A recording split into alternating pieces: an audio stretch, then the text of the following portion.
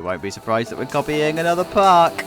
We're going to do ride photos. Hands up who's surprised. I'm going to watch you eat. But because they're in a line, it freaks out the AI like that. The colours and the sights and the sounds and the smells and maybe a little bit of taste if you breathe in through your mouth. Gross. Oh, what is this? Hey guys, this is the first time I said this out loud. So we've got Professor Plumple... Professor Plumplepop's coaster. Why did I choose such a name that's so hard to pronounce?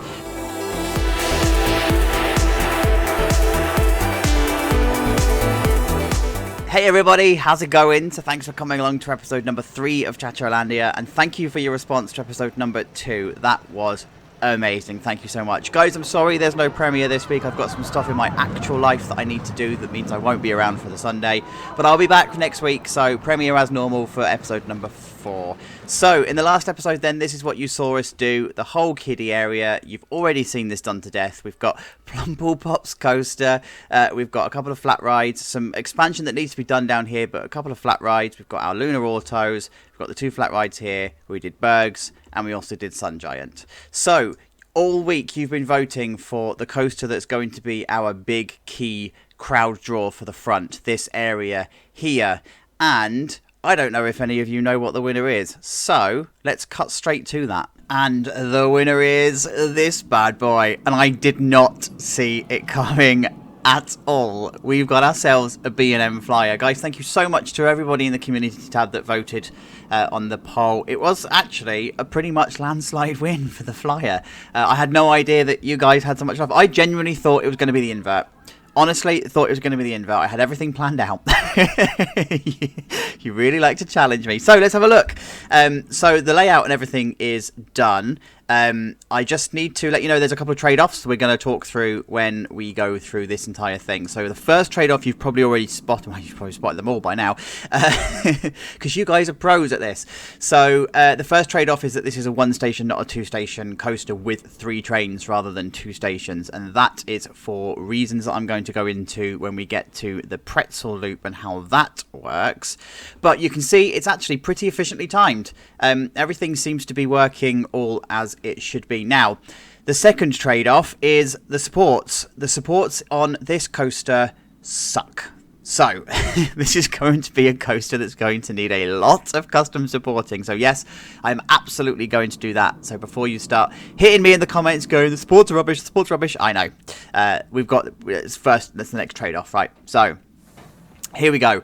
We're going to come then round the first bend, and then we come into the bottom of the lift hill. This is also a block brake section, so that's fine.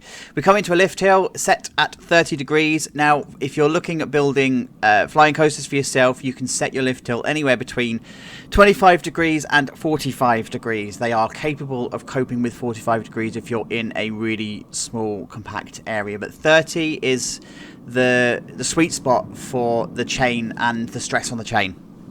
So that's why you tend to find them between 30 and 35, but like I say, you can go up to 45 if you're tight for space. We come down into a first sweeping drop. You tend to find that the Flyers have a really good sweeping drop. 56 degrees, this one. Doesn't look like it, but it is. It's 56 degrees, and it comes into your typical turnaround. So there we go. Round and round and round. Still maintaining a little bit of speed, but you get some pretty good airtime on this actual turnaround. And then we come to this. So it's internally we call it the fly dive, but I think B&M have got a different terminology for it. If you look on the internet, if you look on Wikipedia, you'll see it's called a fly-lie transition, because you go from flying to lying to flying to lying. And it has a really weird shape. This took me forever to do. So I'm going to show you how to build one of these, by the way, in the extra episode that's going to be released on Thursdays instead of the top tips. So I'm not going to show you how to do this now. I'll show you in the extra episode. But essentially it comes up to 50 degrees, it levels out to 22 degrees, and then it dives down to 56 degrees again. All while doing twists. And you have to have your train in a certain position by a certain point. So for example, the train has to be facing the ground by this point. It has to be in the lying position before halfway down the drop here, and it has to be rotating through by the time you get to about halfway up the first ascent. So it has a really, really weird shape. And this took me 3 hours. 3 hours. And Smoothie Smooth on the actual coaster editor isn't that kind to this either, so this isn't the perfect shape, but you're not going to get smooth and perfect shape, unfortunately. That's the next trade-off. That's the third trade-off. So dives down out of the dive transition, and then we come into like a weird Immelman. So you're going from lie to fly again through an Immelman, and then you come into a 0G. So it's shaped like a corkscrew almost, but it's like not. It's a barrel roll corkscrew. It's weird. It's got weird shaping, but they use banking. I've lost my words. Off center banking, but it doesn't at the same time, so it gives it this like swoop as it goes round, and then we come around to a low pass, and then we come into the next trade-off. And the reason this has 3 trains, not 2 stations. So, if you look at flying coasters, particularly the likes of Starry Sky Ripper over in China, you'll notice that every now and again there's little breaks at the low point. So, flying coasters have the intelligence enough to know that this is the point of no return. The train is never going to hit or get back to this point. So, you tend to find that there's a block break here, and it means that you can run more trains on the circuit. So, it's not your traditional block break. In the sense that a train could stop and be evacuated. It's a way to tell the system that the train has passed the point of no return and you can now send the next train. It's like new technology that was introduced specifically for this coaster, and not many people know that. But the trade-off is we can't do that in Planet Coaster because of the way that this pretzel loop is, and it would just be too drawn out along the bottom. So what I've done is I've traded off and put it at the top here. Serves exactly the same purpose. It does the same thing. It's just a little bit more unsightly because it's not hidden. But trade-off, we're able to make the actual coaster operate in the correct manner. So that's what we're doing. Then we come out of the pretzel loop and we go into a turnaround, into like a stall turn, which actually ends up as a bit of a helix because it comes down, but then it returns back up to go through a diving 0G roll. This is on Flying Dinosaur at Universal's. It has a flying diving loop, a diving 0G, sorry. And then it comes into a final couple of turns just to sort of try and get the train to lose some of its speed. But at the same time, we have this final drop just to give a bit of a finale. Comes round a bend, into the brake run, and then into the maintenance area. So it does have a name, but I'm not telling you yet. And it does have a theme, and I'm not showing you yet. So hold fire. But this is where it's sitting in the park. This is how it looks from the main entrance. Like I say, I need to do the custom supports. That's my next task, just to make sure that the sightline and everything is good. But I wanted the sightline here to have the turnaround so that you can clearly see it. I wanted the fly transition here in view, and I also wanted the Immelman to poke over the top. Everything else I wanted to be hidden sort of like through trees and everything. And then, of course, you're going to come through into the area, and you're going to come through the pretzel loop. Now, I do need to think about the guest flow of this area because I don't want this to be another dead-end area. So, of course, we're going to have an area that's going to come out this way, and you're going to have to walk through it. But, of course, when you're heading there at the first part of the day, and this is the first ride that you're heading to, this is going to be the area that's going to make the most impact. So, that's what I'm doing here. You're going to go underneath the pretzel loop and, of course, underneath this climbing 0G that we've got. So that's like done by design. You can see quite a lot of the coaster from this point, you know, the Immelman into the G and then into the pretzel loop. So that's the entire purpose of this. Look at that. Yes. It's perfect, right? And you can almost ignore the fact there's a break up there. So that's me done for this. Like I say, I'm not going to tell you anything about the name or the theme, because that's a surprise. You're going to have to watch to the end for that one. But I'm going to work on custom supports. This coaster, by the way, is going to need a lot of reeling up. There's a lot of stuff that I'm going to tell you about in the next update that isn't already in here. So let's go for it. Alright then, guys, so we've got lots of progress that's being made on this one, and I've kind of stopped it in a really scrappy, really messy place so that we can start talking about how these coasters physically work, because They are just technological marvels, and I'm going to start with this fact. Did you know it takes around 80 to 100,000 lines of computer code to raise the trains from the seating to the prone position? So, I know these coasters pretty intimately, not like that, get your mind out the gutter, and because I've had a chat with somebody who has physically been an engineer on one of these coasters, right? So, I've got some facts that I'm going to digest for you. So, we're going to head firstly into the station. Now, these coasters are incredibly complex. If you were to take all of the electrical cabling and everything that sits on just one single train and laid it out end to end, it would be about 2 kilometers, which is about 1.6 miles long. That's massive. That's just on one train, and each train would cost around about 750 to 1.5 million pounds each. Depends on the length and everything. So they are expensive bits of kit, but that's because they are so technologically advanced. So inside all of these trains are just sensors everywhere. Everywhere is a sensor. The leg harnesses, the actual pull down harnesses, there's sensors on the top of the train, there's sensors in the track, there's sensors everywhere, right? And they're all controlled normally wirelessly. So there's a whole rack of servers that you would find in the maintenance area or in some kind of area that controls all of the functions that train has. So that's from having it in the brake run to leading it into the station, to doing all of the seating positions, whether that's seated, lifted or prone, and then actually dispatching, and then to, oh, it's just broken down. That's a typical flying coaster. So coming out of the station to the bottom of the lift hill, to the top of the lift hill, and then around. Now, the computers are aware of the position of every single train because of the sensor that lives on the top here. It has like little brushes that are on the top of the train. Now, they are typically every other car, and then you have a cleaning brush every other car, so it cleans the rail and everything, right? So that's why this over here makes sense, that there's a point of no return block brake that would never be used as an evacuation, but it's because the sensor on the train has already triggered that train has passed the point of no return, and it would never return to this point because it would stall before it gets to here. So it's safe to say that here's a block brake, off you go, see you later, right? So that's the first thing. Now, when it comes to the actual restraints themselves, I won't go into the full details because that's boring and the video would literally be an hour long, right? But what you need to know is that inside of here, there's usually like a light beam that's fired or a laser beam that's fired right the way down the train here.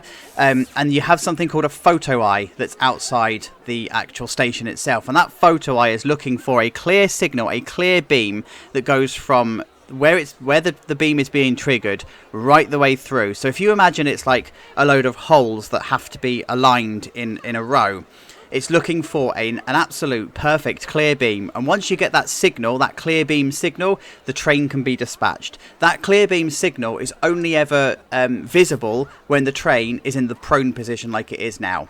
So if actually, this is a really good example, because if the train has broken down or has caused an error, then they have to do like a manual lift, and underneath all of these, so where you've got the track at the moment, underneath all of these there's like little switches. So if the train is in the seating position, they can flick these switches and you can essentially override the restraints and get people out. But when it's in the prone position like this, the evacuation process is a lot more difficult. I won't go into the details of that because, like I say, that's just going to be such a long video.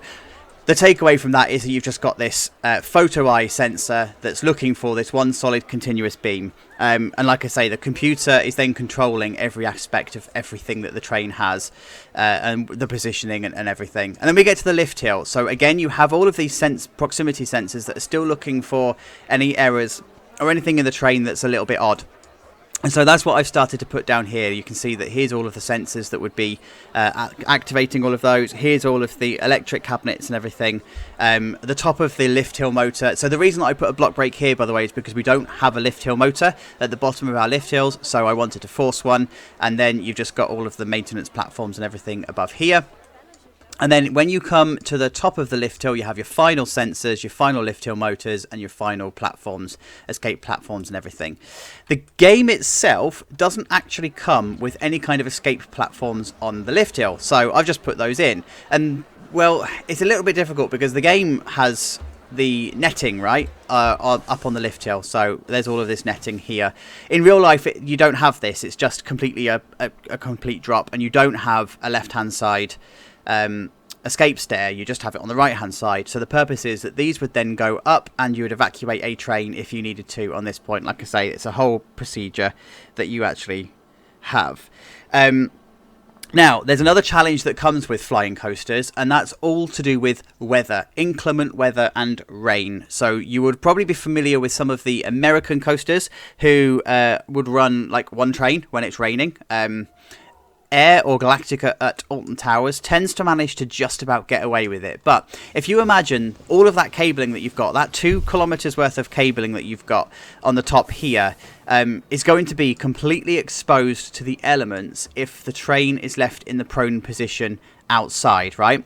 So that's why they take the trains off, is because they want to protect all of the electrics, especially when it comes to a setup like this where we're actually stacking the trains. So we've got a station, we've got one train that's stacked out here, and then in this one I need to change where the block brake is actually to being here, but you have them all stacked up, and it's just completely exposed to the elements. It's completely exposed to all of that rain that's falling. So to protect all of the electronics and to protect all the sensors and everything, you tend to find that there's either a cover that's put over the block brake run, or they'll take the train off and put it back into the maintenance shed, and then they only have the one train that's running inside the station itself. So, guys, that's actually a real quick whistle-stop tour of the complexity of the coasters. And I've paraphrased a lot. There's so much that goes into it. But I wanted to keep this even remotely interesting and remotely quick, because, like I say, this video itself would be massive, massive, massive. So, other things that I've done then. I've completed the queue, so the queue is now all completely done with all of its stuff around, its fences and whatever. I've done the first turnaround. This is now all concreted off, and I've just put all of the gravel in here. Queue line and station, I've just started to build, and yes, of course, we're ripping off Griffon.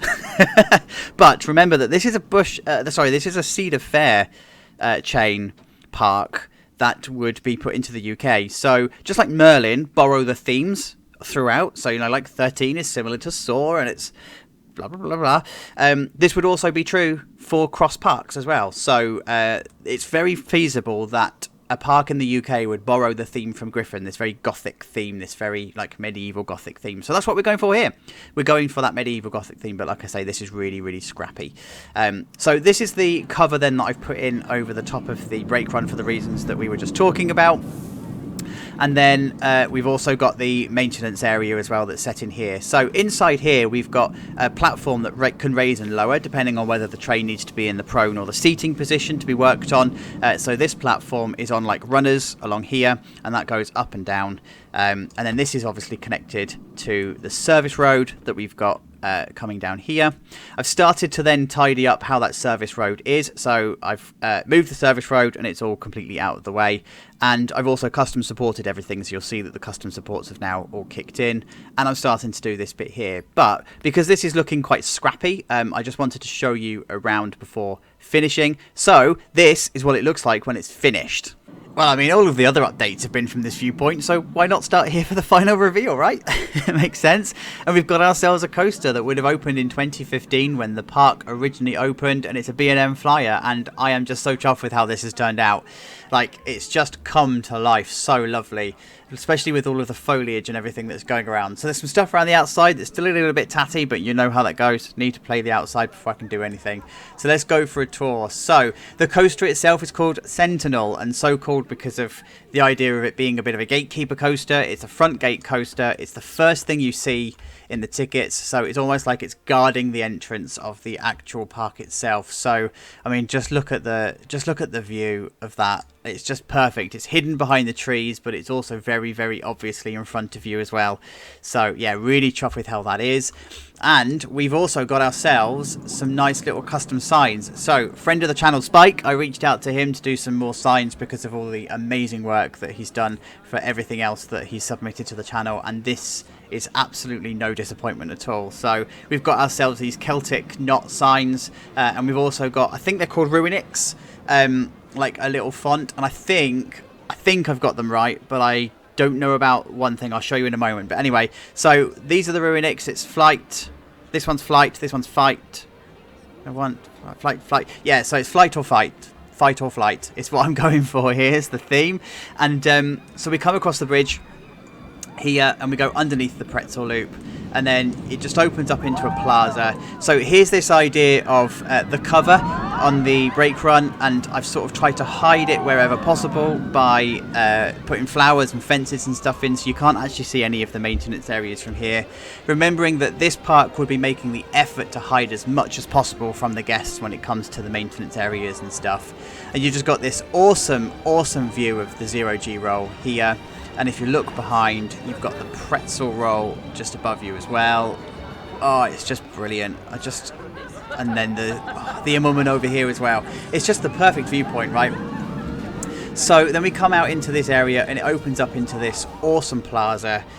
You can hear the music, so it's in-game music. It's one of the adventure coaster music packs that you get. But then you've just got the Sentinel sign that's like a featurette inside a flower bed, and these light up at night. I'm going to show you at night because there's a light package that comes with this as well.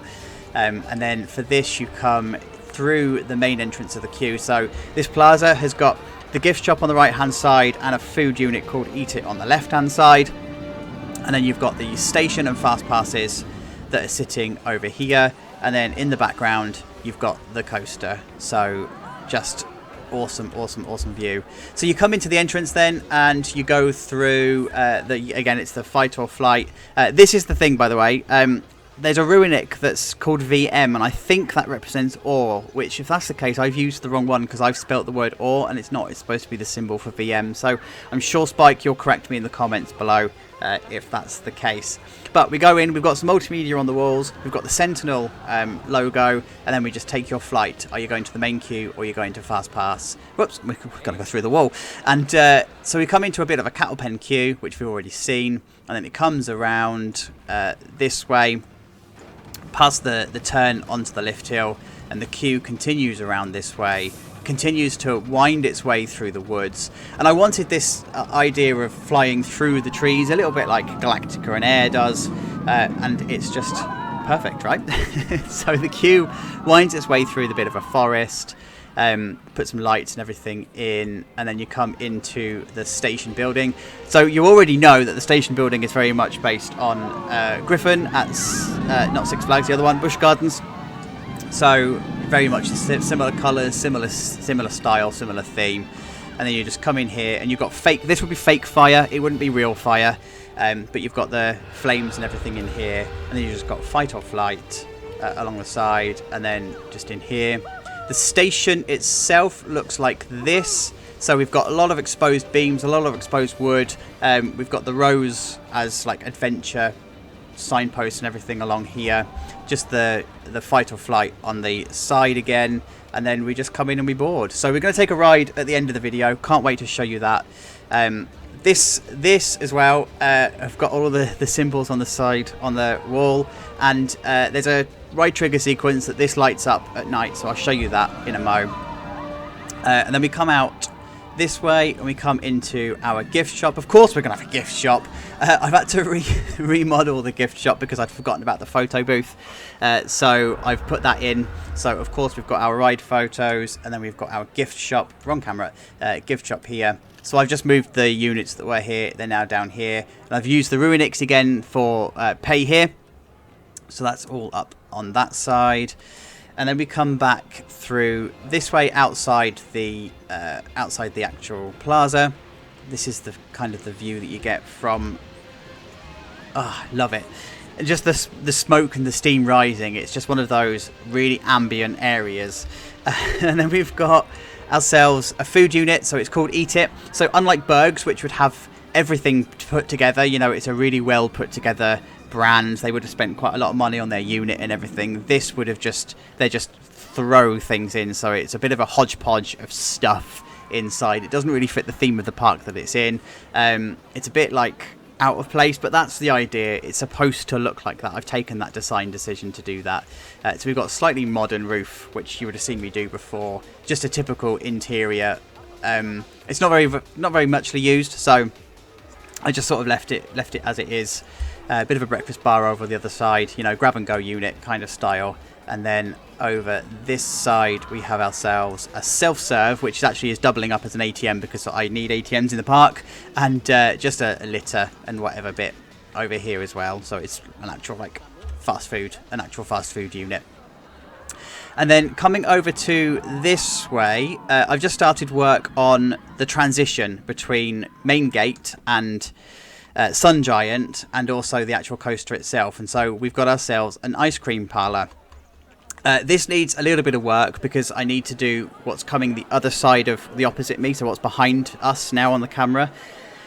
So this is just a bit of a, not a placeholder, but there's just a bit of work that needs to be done on the inside once I know what the other stuff's going to be, right? So, but it's pretty much following the idea of Game of Cones from Fundy Fun Spot. You've got a bit of an order area that's coming up here where you've got a bit of counter space and you've got some stuff in the background and whatever. And then you've got a collect here, which are the actual shops in game so that we can actually make things work properly, right? And then you've just got a seating area. The seats I've borrowed from Berg's. It feels like that would be a very consistent theme that the park would probably have. And then just some like stuff dotted around. As I said, I'd need to do a bit more detailing. But I went for this modern frontage because that's what we're going for with the rest of the park, right? So we're going for that modern front. Modern front that we're going for. And here we go then, back to our coaster. Let's have a look at night. So I change this to PM and get rid of the thing again. So we've got a bit of a light package going on here. So we've got the blue into the pretzel, we've got some blue into the 0G roll. I've used the area lighting along here as well, just to flood the area with lights rather than using lampposts everywhere. And actually I think I prefer it because it looks a lot cleaner, and I've put a load of like floodlights along all of the tops and it just lights the area. And if you use too many lamp posts, you end up like not being able to see the stuff that we've made an effort to light up. So the Sentinel signs, for example, and the Eat It and whatever.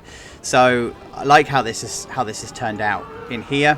And then if we go back into the station, just in time. I couldn't have timed that any better.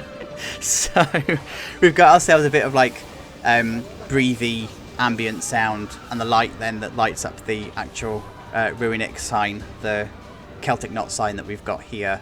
So I'm going to put in some glamour shots into this point then, so you can see the area in its full glory. The next poll that we're going to be running is going out on the community as this video goes live. So I need to know whether we're going to do a log flume or rapids next. I say next, it might not be the next episode, but the next build that we do. So let me know what you think about that. If you have enjoyed the video, then you know what to do. Please leave a like and a comment down below, because that's the only way that we're going to get the channel to grow. Guys, back to the premiere next week, of course, so I'll be back in the chat and everything. But thank you so much for getting to the end of this video. I really do appreciate it. The only thing that's left to do is to go for a ride on Sentinel. Take care of yourselves. Bye-bye.